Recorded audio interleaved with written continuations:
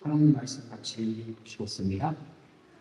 구약성경 잠언 5장 1절에서 14절까지의 말씀입니다. 5장 1절에서 14절까지의 말씀.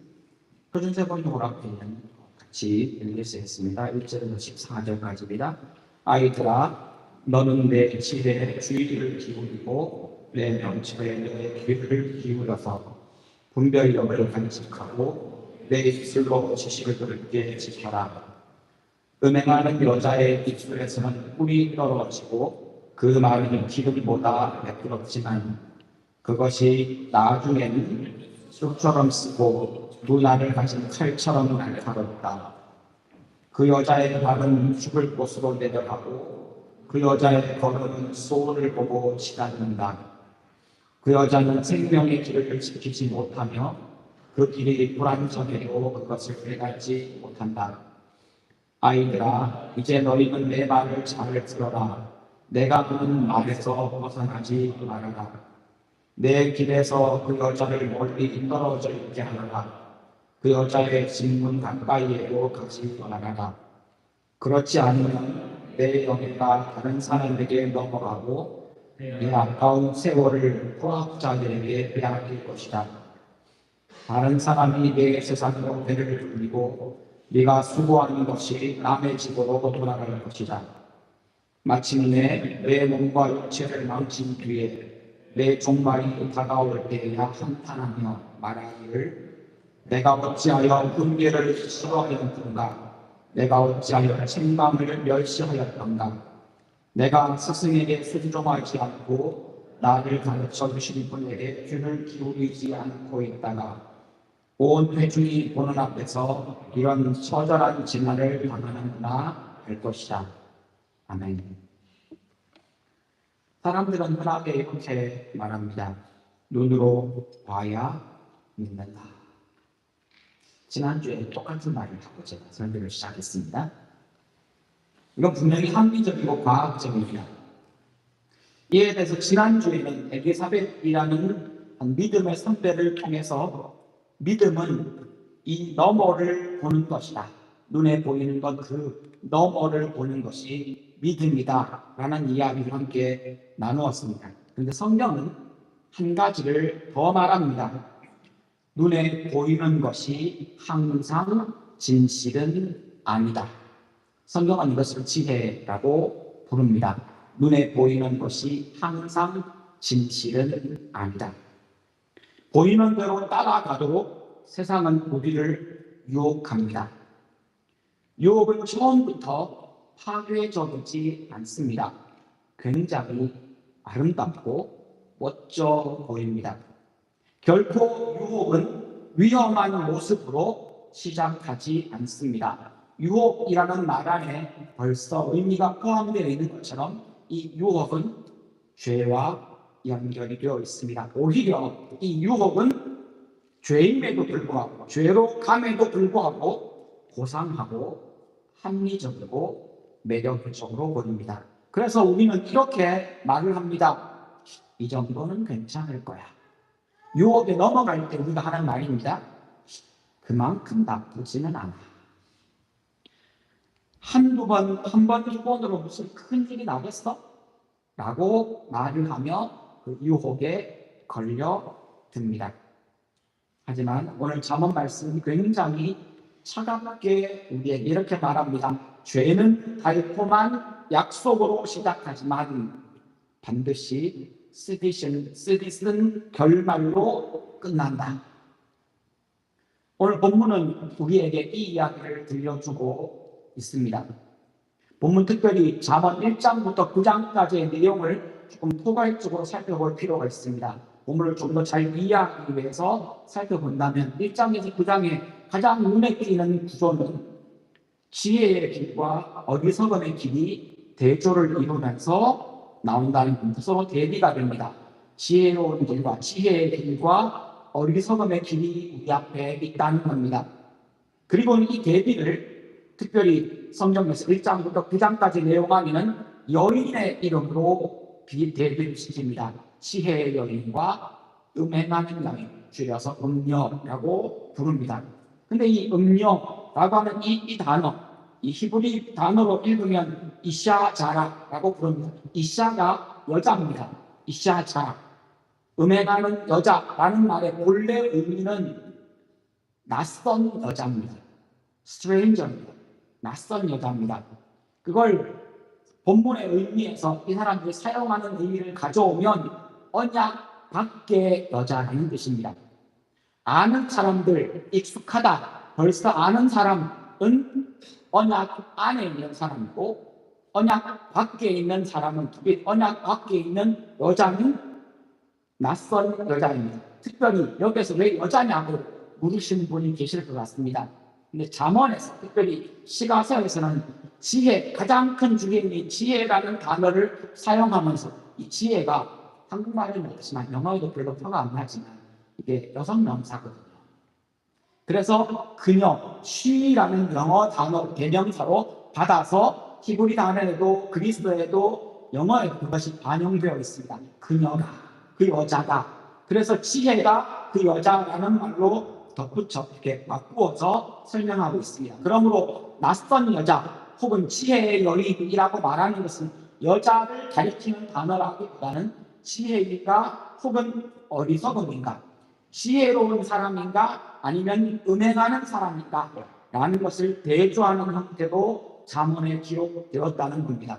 물론 3000년 전에 기록된 이 잠언 혹은 지혜의 인서들은 남성 중심의 문화에서 남자 중심의 메시지를 전하는 성격을 가지고 있는 것이 맞습니다.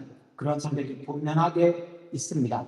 이걸 이 시대로 가져온 우리가 그 시대의 남성 중심의 문화를 그대로 가져올 필요는 없습니다. 성경에 있는 그 의미를 우리는 받을 필요가 있을 것 같습니다. 그래서 이 이야기를 남자와 여자 이야기가 아니라, 음행하는 여자 이야기가 아니라 사실은 어리석음에 대한 이야기로 받아서 적용해야 합니다. 이 본문을 이렇게 봐야 합니다. 이샤자, 음행하는 여자, 이 음녀는 단순한 한 여자가 아닙니다. 성적인 유혹일 뿐 아니라 남자 여자에게 다 해당되는 이야기입니다. 하나님과의 언약을 약화시키거나 그 언약을 거스르는 삶의 방식 전체를 가리킵니다. 그것이 문화이든 그것이 사상이든 그것이 관계이든 하나님의 언약을 거스르고 하나님의 언약을 약화시키는 그 모든 것, 그게 바로 이샤자라, 음녀입니다. 이 음녀라는 단어는 요한계시록에도 등장합니다. 여러분 요한계시록에 음녀라는 단어를 읽으시면 이 이샤자라를 떠올리시면 됩니다.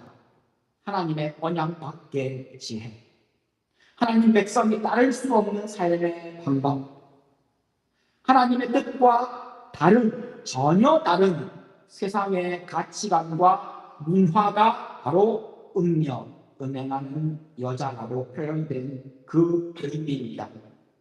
이 의미를 알고 오늘 본문 말씀을 본다면 우리에게 명확한 몇 가지를 보여주게 됩니다.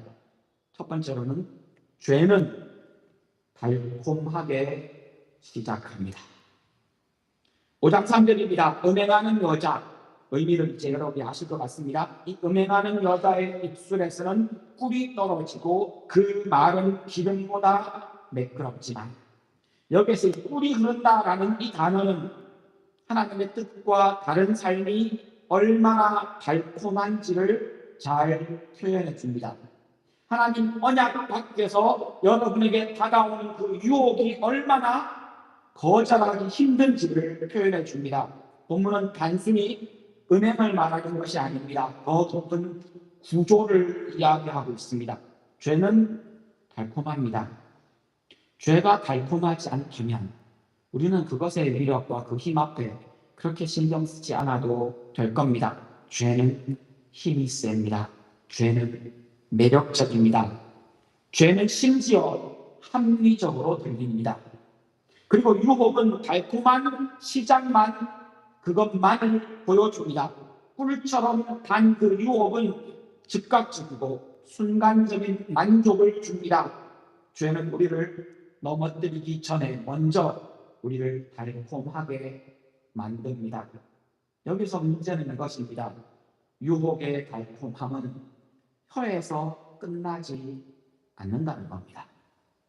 우리의 인생은 반드시 끝으로 갑니다. 두 번째 메시지가 그것입니다. 그러나 그 길의 끝은 씁니다. 4절입니다. 그것이 나중에는 쑥처럼 쓰고 두 날을 가진 칼처럼 날카롭다. 표준 세번역의 이 나중이라는 이 단어는 결말이나 종말을 의미하는 단어입니다. 그러니까 처음에 유혹을 받을 때, 그 유혹에 들어설 때는 참 달콤하고 좋았습니다. 근데 그 마지막 결말은요, 씁니다. 이 쓰다는 표현이 고통과 심판을 가리키는 단어입니다. 눈앞에 있는 것만 보면서 집었는데, 가졌는데, 취했는데, 행동했는데, 지혜는 마지막을 보라고 말하는 겁니다. 유혹은 내 눈앞에 있는 것을 집중해서 보고 그것을 가지라고 말하겠지만, 죄는 우리에게 그렇게 말합니다. 딱 그까지만 말합니다. 그리고 그 다음은요, 죄는 그 다음을 신경 쓰지 않습니다. 지혜는요, 지금 내 눈앞에 보이는 것이 아니라 그 다음, 지혜는 마지막을 보라고 우리에게 요구하고 있습니다. 지혜는 순간적인 감정이 아니라 구조를 보는 눈입니다. 신명기 32장 29절에 보면 자기들의 마지막, 자기들의 선택의 결과를 분별하는 것이 지혜라고 말합니다. 내 선택, 내가 이것을 선택하면 어떤 결과가 올 것인지를 미리 생각하는 것이 지혜입니다. 제가 저희 집 아이들한테 늘 강조하는 말이 있습니다. 물론 저도 참 잘 안 되는 말입니다. 그러나 꼭 이야기해 주어야 한다고 생각하기에 아이들에게 강조합니다. 세상에는 하고 싶은 일과 해야 할 일이니까. 하고 싶은 일은 누구나 다 하고 싶어 한다. 그건 하면 기분 좋고 즐거울 수 있다. 근데 해야 할 일을, 그건 많은 데고 더 많은 에너지가 들고 힘도 들어가고 어렵기도 하다. 시간도 많이 걸릴 수 있다. 그런데 우선순위를 정하고 먼저 해야 하는 것을 정리할 때 하고 싶은 일이 아니라 해야 할 일을 먼저 해라. 숙제를 먼저 해야 하고 과제를 먼저 해야만 시험 기간이 되었을 때 공부할 시간이 생깁니다. 지금 당장 듀데이시 많이 남았지 하고 남겨두면 여러분 아시다시피 그 한 과목만 과제가 많은 게 아닙니다. 그 과제 막 하려고 덤벼드는데 다른 과제도 쌓입니다. 시험도 겹칩니다. 미리미리 해야 할 일을 해 놓는 것이 학생에게도 직장인에게도 가정에서도 우리 모두에게 지혜입니다. 그 말을 하고 있는 겁니다. 오늘 본문 2절에 보면 또한 신명기 32장 29절처럼 분별력이라는 말이 등장합니다. 이건 우연이 아닙니다. 무엇을 분별해야 합니까? 마지막이 어떻게 될 것인가? 내가 한 선택과 행동이 결과가 무엇인가를 생각하라는 겁니다. 그것이 지혜입니다. 지혜는 눈에 보이는 만족보다 그 너머를 해야 하는 것이기 때문입니다. 지금이 주어지는 꿀같은 즐거움만 보면 결국 쑥처럼 쓴 마지막을 만나게 될 수 있다는 겁니다. 예레미야 9장 15절에 보면 이 쑥이라는 단어를 사용합니다. 이 쑥이라는 단어는 심판의 상징으로 사용됩니다. 성경 여러 곳에 쑥처럼 쓰다라는 말은 심판의 고통을 설명할 때 사용되는 단어입니다. 오늘 본문 말씀 4절 뒷부분에 보면 달콤한 유혹에 정신을 잃어버린 또 다른 고통은 두 날을 가진 칼에 깊게 베이는 고통입니다. 유혹의 달콤함에 빠져서 마지막을 보지 못하면 결국 쓴 쑥의 심판과 날카로운 칼의 고통을 맛보게 된다는 경고입니다. 5절 말씀에 하나님의 언약과 그 말씀을 떠나서 세상의 즐거운 순간적인 즐거움을 따라가면 죽을 곳에 이른답니다. 여기 스올이라는 단어는 무덤이라는 단어입니다. 죽음을 의미합니다. 무덤으로 치달아 들어갑니다. 스올은 단순한 무덤이 아니라 더 나아가서 하나님 없는 상태를 의미합니다. 5절은 결국 죄가 어디로 가는지, 죄의 결국이 어디로 나를 이끄는지를 보여줍니다. 죄는 단순한 나쁜 행동이 아닙니다. 잘못된 방향입니다. 한 번 실수할 수 있습니다. 누구나 할 수 있습니다. 2번 실수할 수 있습니다. 그런데 방향이 정해져 버리면요, 그게 바로 죄이며 그것이 바로 어리석음입니다. 돌이키십시오. 여러분이 넘어질 수도 있습니다. 한순간 실수할 수 있습니다. 그런데 적어도 방향은 바로 잡으셔야 합니다. 6절 말씀에 결국 그 잘못된 방향으로 세상을 따라가면, 언약 밖의 행동을 따라가면, 그 유혹의 달콤함만 맛보고 그것만 추구하면 결국 생명을 잃어버리게 되고 평안도 잃어버립니다. 더 심각한 것은 자기 생명과 평안을 잃어버렸다는 것을 자각하지 못한다는 겁니다. 감각을 잃어버리게 됩니다. 우리는 여기에서 중요한 질문을 던져야 합니다. 유혹의 달콤함에 빠져서 그 죄의 길을 따라가는 것이 이렇게 위험하다면 우리는 유혹을 어떻게 상대해야 합니까? 성경은 우리에게 유혹을 싸워서 이겨라 라고 말하지 않고 멀리하라 라고 말합니다. 세 번째 이야기입니다. 지혜는 유혹과 거리를 두는 것입니다. 지혜는 싸우는 게 아닙니다. 지혜는 유혹을 극복해내는 게 아닙니다. 지혜는 유혹이 있는 곳으로부터 멀리 서 있는 자세입니다. 7절 말씀을 보면 사랑하는 제자, 사랑하는 자녀에게 하는 말입니다. 아이들아, 당부합니다. 유혹에 넘어가 죄의 길로 들어서서 치명적인 결과를 겪지 않는 방법을 가르쳐 줍니다. 8절 말씀에 유혹을 대하는 가장 지혜로운 방법은 멀리 떨어지는 겁니다. 여기서 멀리 하라는 이 단어는 물리적인 거리뿐 아니라 관계적 거리를 말합니다. 생각의 거리를 포함합니다. 가까이 하지도 말라. 손도 대지 마라. 좀 구체적으로 얘기하면 도망가라는 겁니다. 유혹을 보면 도망가야 합니다. 피해야 합니다.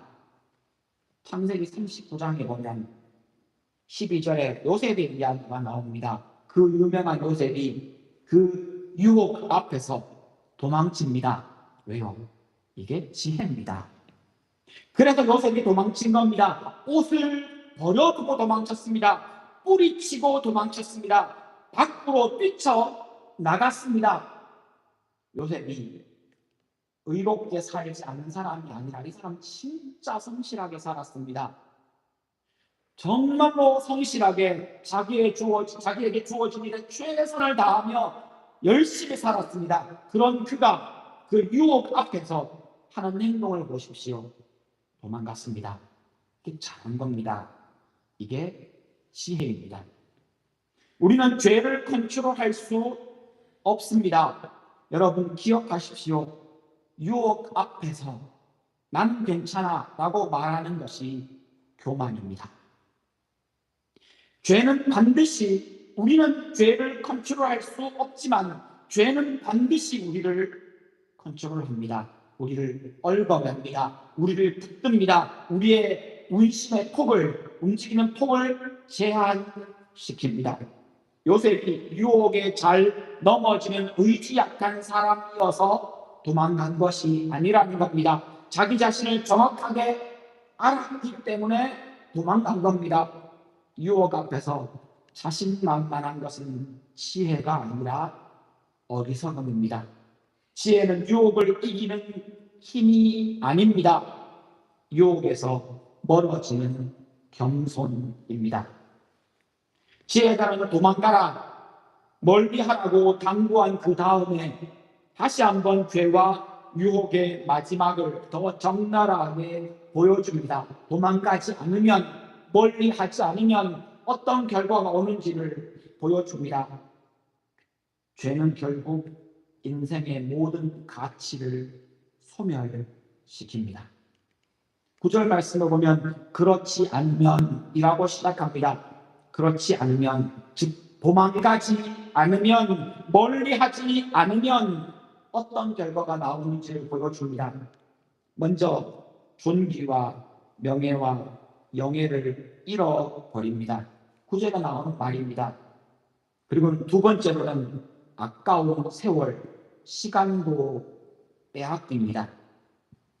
은혜 밖에 친밀함, 여러분 친구도 좋고 다른 사람들과 관계도 좋고 인정받는 것도 좋습니다. 외로움을 달래기에 그들과 함께하는 것도 괜찮습니다.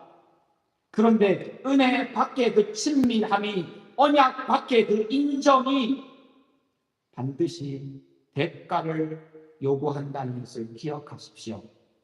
10절 말씀에 세 번째로 잃어버리는 것이 나옵니다. 재산, 재물, 수고한 것을 잃어버린답니다. 지혜자가 말하는 겁니다. 유혹에 넘어가면, 쉽게 우리가 일상적으로 우리 주변에서 보는 쉬운 것으로 얘기하면, 여러분이 마약의 유혹, 이렇게 생각하면 결과가 굉장히 분명해질 겁니다. 사기당할 때 사기꾼이 여러분에게 얼마나 이빨리 소리를 잘하겠습니까? 여러분, 그 결과가 무엇인지를 극명하게 보여주는 것. 지금 잠언의 지혜자가 우리에게 들려주는 말과 똑같습니다. 11절입니다. 네 번째로 몸과 건강을 망친답니다. 그리고는 한탄하며 후회하게 된답니다.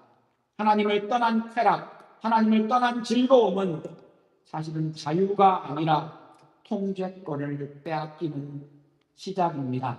특별히 젊은 날에, 젊은이 여러분, 스스로 내가 좀 젊다고 생각하시는 여러분, 아니 나이 들어도 동일합니다. 여러분 앞에, 눈 앞에만 보이는 달콤함, 그 뒤에 숨겨진 쓴 결말을 기억하십시오.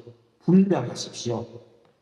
눈앞에 있는 즐거움의 달콤함만 따라가면 결국 인생의 거의 모든 것을 다 잃어버릴 수 있다는 겁니다. 그 마지막은 후회입니다. 특히 지혜자는 그 후회를 아주 길게 구체적으로 묘사해 줍니다. 12절에 내가 왜 그 훈계를 싫어했을까? 내가 왜 책망을 무시했을까? 13절입니다. 나를 가르치던 선생님들의 말씀을 내가 왜 우습게 여겼을까? 내 생각만 옳다고 믿었던 오만이 나를 눈멀게 했구나. 14절입니다. 결국 나는 사람 앞에서 조롱거리가 되었구나. 이제는 파멸의 끝자락에 서 있게 되었구나. 유혹이 보여주는 것만 보고 그 뒤에 숨겨진 쑥과 칼날의 결과를 보지 못하는 것이 어리석음입니다. 성경은 그 어리석음을 죄라고 부릅니다. 지혜로운 것이 의고요. 성경은 어리석은 것, 좀 어리석은 것이 뭐 그렇게 잘못된 것이라고 말할 수 있겠지만 아니요. 성경이 말하는 지혜의 반대쪽에 서 있는 어리석음은 죄가 분명합니다. 어떻게 알 수 있습니까? 세상에 어리석은 사람들이 제일 잘하는 말이라고 성경이 소개하는 말입니다. 하나님은 없다. 이게 세상에 어리석은 사람들이 하는 최고의 말입니다. 성경에서 어리석음은 죄가 맞습니다. 그의 삶의 태도는 하나님 없음이기 때문입니다. 이런 삶의 태도로 우리를 유혹하고 있는 이 세상 속에서 이 어리석음과 지혜에 대한 이야기에서 에베소서의 말씀 우리에게 더욱더 필요합니다. 에베소서 4장 22절부터 보겠습니다. 여러분은 지난날의 생활 방식에 얽매여서, 지난날의 생활 방식이 잠언에서 무엇이었습니까? 음행하는 여자. 그 지난날의 생활 방식에 얽매여서 허망한 욕정을 따라 살다가 썩어 없어질 옛사람을 벗어버리고 지금 무슨 얘기를 하는지 잠언을 본 우리는 이 말씀을 읽으며 이제는 이해할 수 있습니다. 무엇을 버리라는 겁니까? 무엇을 멀리하라는 겁니까? 지난날의 생활 방식, 하나님을 떠난, 하나님 없는 생활 방식을 버리라는 겁니다. 그건 허망한 욕정, 욕심, 달콤함을 따라가는 것이기 때문입니다. 그리고는 23절입니다. 마음의 영을 새롭게 하라. 이 마음의 영을 새롭게 한다는 말의 의미 속에 포함되어 있는 우리에게 적용하는 중요한 말은 방향을 정하라는 겁니다. 한번 넘어질 수 있습니다. 실수할 수 있습니다. 다 그렇게 삽니다. 우리는 완벽한 사람이 아닙니다. 그렇게 마음을 새롭게 합니다. 어떻게 해요? 하나님 앞에 우리의 마음의 영, 우리의 마음을 하나님 앞에 고정시키고 다시 한번 하나님을 향합니다. 24절입니다. 하나님을 따라 참된 의로움과 거룩함으로 지으심을 받은 새 사람을 입으십시오. 옛사람을 벗어버리고 새 사람을 입으라는 이 말은 사실은 잠언에서 가져온 예수 그리스도의 복음으로 재해석된 우리의 삶의 모습을 보여줍니다. 여러분, 지혜는 무엇입니까? 옛사람, 세상의 방식을 버리고 멀리하고 하나님의 방식, 하나님 의로움과 거룩함으로 지으심을 받은 새 사람, 그 지혜를 입는 겁니다.